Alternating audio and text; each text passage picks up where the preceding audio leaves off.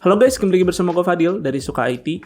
Nah, Corsair baru aja nih mengeluarkan sebuah AIO cooler terbaru yaitu Corsair H100i RGB Elite dengan membawa desain dan fan baru. Tentunya nanti akan gue tes sih untuk melihat manfaat dari penggunaan liquid cooler ini, tapi sebelum itu kita bahas dulu nih apa yang bisa Corsair tawarkan dari produk AIO cooler ini.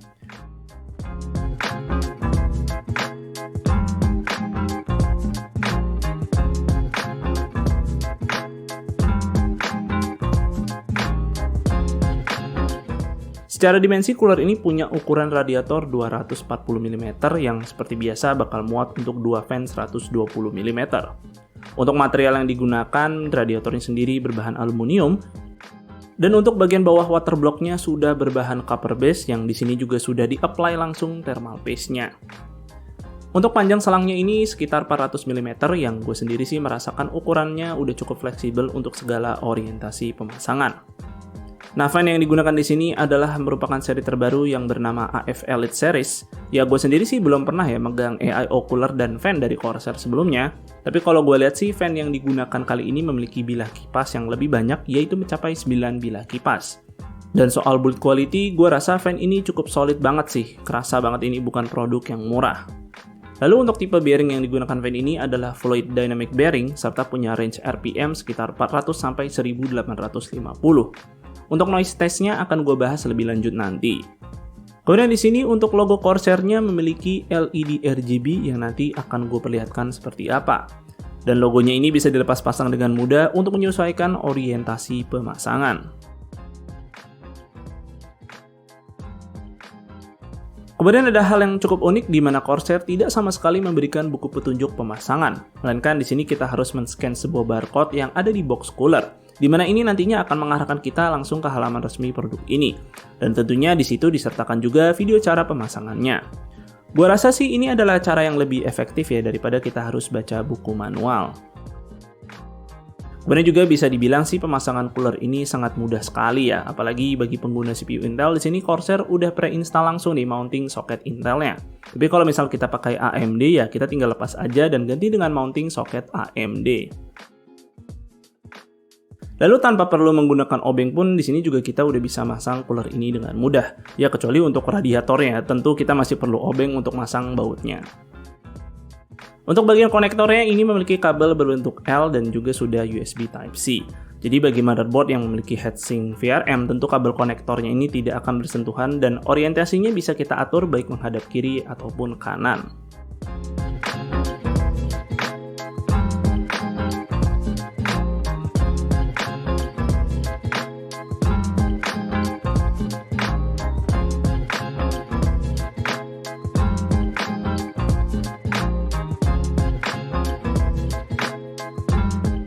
Untuk RGB-nya bisa kita atur menggunakan software Corsair iCUE, tapi sayangnya hanya bagian waterblock-nya aja di sini yang memiliki LED RGB.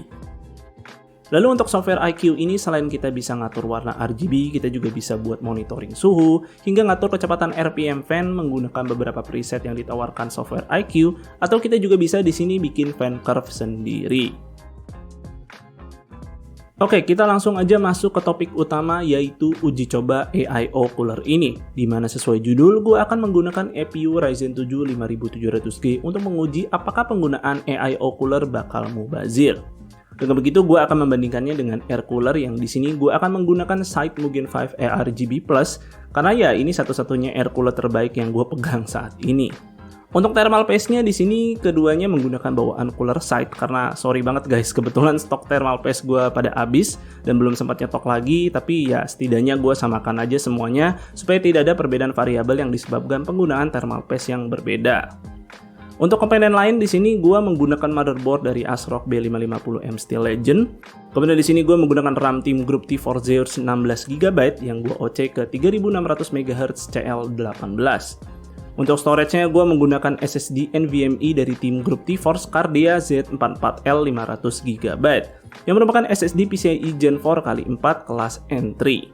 Nah, tenang aja di sini SSD-nya nggak akan bottleneck dengan APU Ryzen yang memang terbatasi di PCIe Gen 3 karena SSD Team Group ini bisa dibilang punya speed yang setara dengan SSD PCIe Gen 3 x 4 kelas atas. Dan ketika dites pun SSD Team Group ini masih bisa mencapai speed read dan write yang sesuai dengan spesifikasinya. Malah masih punya speed yang lebih tinggi dari SSD PCIe Gen 3 kelas atas seperti WD Black SN750. Kemudian untuk spesifikasi lengkapnya bisa dilihat sebagai berikut. Dan gue di sini akan tes di dalam casing tertutup dengan 1 fan sebagai exhaust dan 3 fan sebagai intake. Oke, kita langsung lihat aja hasil pengujian yang didapat. Di sini dalam keadaan default ketika menjalankan loop Cinebench R23 10 kali, sudah bisa ditebak ya pastinya AIO cooler itu jauh lebih baik dalam menghandle suhu ketimbang air cooler. Tapi bukan hanya dari segi suhu saja, kita juga harus melihat apakah clock speed CPU juga bisa di-deliver jauh lebih konsisten atau tidak. Berdasarkan log dari hardware info, terlihat penggunaan Corsair H100i RGB Elite bisa membuat 5700G memiliki clock speed yang lebih konsisten terlihat dari spike clock speed yang tidak serendah ketika menggunakan cooler side. Namun memang ketika kita melihat average clock speednya di antara kedua cooler ini memang perbedaannya cukup tipis. Kemudian gue coba di sini untuk menyiksa lebih jauh lagi si 5700G-nya dengan menjalankan dua benchmark Cinebench secara bersamaan, yaitu Cinebench R23 dan Unigine Heaven. Tes ini tentu menguji power limit dari si 5700G-nya yang memang harus berbagi daya antara CPU dan integrated GPU di dalamnya. Dan ya, terlihat dari log milik hardware info, sekali lagi penggunaan cooler dari Corsair bisa membuat clock speed CPU hingga integrated GPU milik 5700G jauh lebih konsisten dengan suhu yang juga jauh lebih rendah. Tentu skenario ini hampir tidak mungkin terjadi sih kalau kalian main video game seperti misalnya game Shadow of the Tomb Raider dan juga Horizon Zero Dawn. Yang di sini memang terlihat usage-nya lebih condong ke GPU, yang mana sih tidak heran sih untuk sebuah game AAA. Lalu kalau kita lihat log dari hardware info baik menggunakan cooler Corsair maupun Side, keduanya sama-sama bisa menghasilkan clock speed GPU yang konstan di 2000 MHz. Yang tentu ini menandakan bahwa ini adalah clock speed maksimal yang bisa diraih oleh integrated GPU mirip 5700G. Walaupun kalau kita lihat clock speed CPU-nya sih tentu di sini sedikit lebih baik ketika menggunakan Corsair. Kemudian untuk game e-sport seperti Dota 2, usage GPU-nya ternyata tidak setinggi game sebelumnya. Karena memang game seperti ini lebih condong ke CPU atau kita kenal dengan CPU bound. Skenario ini membuat 5700G juga harus berbagi resource daya antara CPU dan juga integrated GPU. Yang tentu sebagaimana bisa kita lihat di sini clock speed GPU-nya menjadi fluktuatif. Lebih jelasnya kita akan lihat sebagai berikut.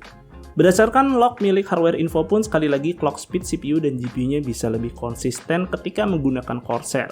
Dan average clock speed-nya juga bisa dilihat perbedaannya lumayan cukup signifikan ya di antara keduanya, khususnya pada sisi clock speed GPU. Lalu suhu yang didapat bisa dilihat sebagai berikut. Kemudian di sini gue coba tes lagi, yang kali ini gue mengaktifkan PBO lewat Ryzen Master yang tentu hal ini akan merenggangkan power limit dari 5700G-nya sendiri sehingga bisa meraih clock speed yang lebih tinggi lagi. Pada Cinebench R23 ketika menggunakan PBO tentu average clock speed CPU memang terlihat lebih tinggi daripada keadaan default dan penggunaan Corsair H100i RGB Elite tetap masih mendeliver clock speed yang lebih konsisten dengan suhu yang lebih rendah. Dan sekali lagi di sini gue uji skenario menjalankan dua benchmark Cinebench secara bersamaan, yaitu Cinebench R23 dan Unigine Heaven. Ketika mengaktifkan PBO pada skenario ini 5700G bisa memiliki package power di atas 120 watt. Yang tentu ini sudah sangat jauh melampaui rated TDP CPU ini, sehingga udah nggak mungkin ya dihandle sama cooler bawaannya. Nah, kalau kita lihat log dari hardware info, ternyata jika dibandingkan dengan posisi default, clock speed GPU kali ini bisa konstan di 2000 MHz baik pada kedua cooler. Untuk clock speed CPU di sini malah cooler Corsair sering spike ke bawah ya, tapi kalau dilihat sih average clock speednya tetap masih lebih tinggi milik si cooler Corsair. Kemudian karena package power yang lebih tinggi kali ini tentu membuat suhu CPU juga bisa menembus di atas 70 derajat. Ya walaupun tentu suhu tersebut masih dalam batas wajar. Untuk skenario video game di sini gue cuma tes game Dota 2 aja karena untuk game AAA tadi bisa kita lihat jauh lebih GPU bound dan pada keadaan default pun clock speed GPU juga bisa dengan mudahnya konstan di 2000 MHz. Nah kali ini pada game Dota 2 dengan keadaan PBO menyala berdasarkan log dari hardware info terlihat clock speed GPU kali ini bisa konstan di 2000 MHz dan untuk clock speed CPU sekali lagi penggunaan cooler Corsair memperlihatkan hasil yang lebih konsisten dengan average clock speed yang juga berbeda cukup signifikan.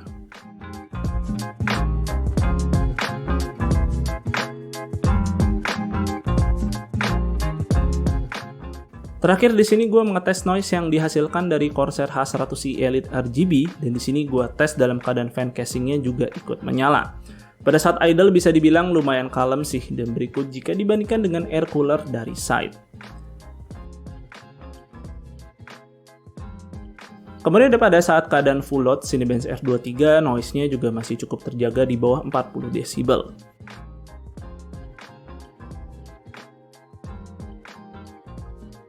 Nah, menariknya Corsair di sini menyediakan juga mode 0 RPM yang mungkin bagi kalian yang ingin benar-benar silent, mode ini bisa digunakan kalau cuman lagi sekedar penggunaan ringan aja. Nah, jadi pengujian ini bisa disimpulkan kalau penggunaan liquid cooler tidak hanya sekedar membuat suhu jadi adem aja, tapi juga bisa menghasilkan clock speed CPU maupun integrated GPU yang jauh lebih tinggi dan juga lebih konsisten jika kalian menggunakan APU seperti Ryzen 7 5700G ini.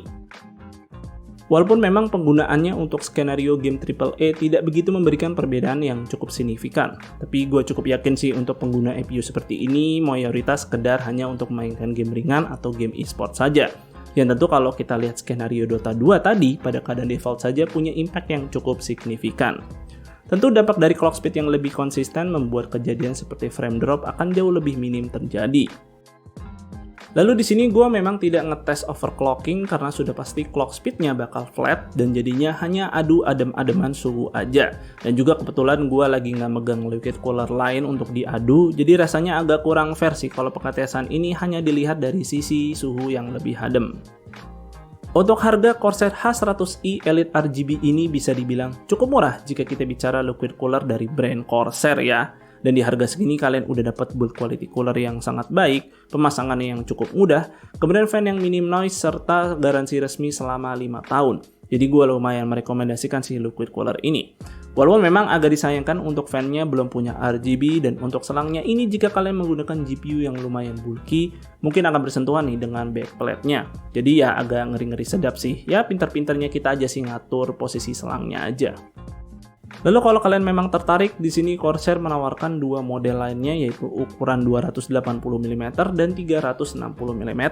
Tapi di Indonesia kayaknya sih baru masuk yang 240 mm sama 360 mm aja yang mungkin bakal nyusul kali varian 280 mm-nya. Dan mungkin segitu dulu untuk videonya kali ini, semoga video ini bermanfaat buat kalian. Jika kalian berkenan like dan share video ini, dan jangan lupa subscribe channel Suka IT jika kalian gak mau ketinggalan kontennya. Dan jangan lupa follow Suka IT di Instagram dengan nama @suka_IT. Gue Fadil dari Suka IT pamit undur diri, see you on the next video.